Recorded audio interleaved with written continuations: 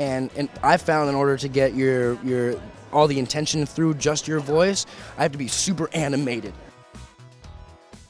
So you've been such a fan of Marvel for so long. What has been kind of like your biggest fangirl moment? Probably meeting Stan Lee for the first time. I think that's like everyone's fangirl boy moment, but he was like walking around the offices, and we actually have it on camera, so it was really amazing. I was literally just staring at him while he was talking.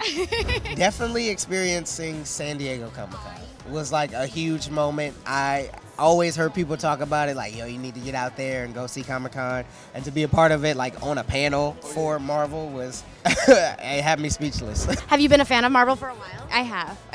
Well, mainly Squirrel Girl. I mean, she's been the thing that's been driving me. She's kind of been my gateway drug into Marvel. My friend Dan, who's actually here, sent me the comics a while ago, and was like, I kind of feel like you talk like Squirrel Girl. Like, I feel like you would really resonate with what she says, and it's true. When I read the comics, I totally feel like she talks like I talk, and she's got this enthusiasm and this joie de vivre. She's really excited for life, and she's also got this resourcefulness, and she's really rooted in optimism. No, have you been a fan of Marvel for like a really long time? Well, yeah, absolutely. I mean, like, I think if you're not a fan of Marvel, it's kind of like those people who don't like dogs. Oh, those are bad people. No, I don't want to say bad, but there's something off about them, and that's okay. But that's not me.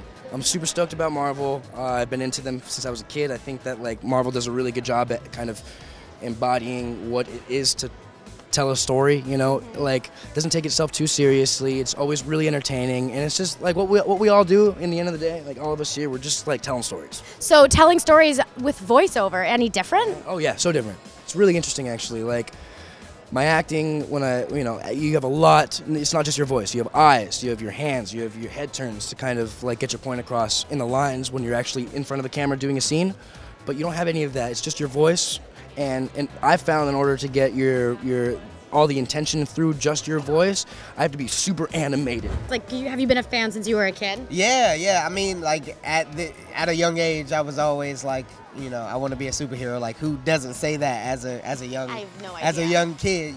So like for me to actually be a superhero and voice a character that young kids can take lessons from, it comes full circle.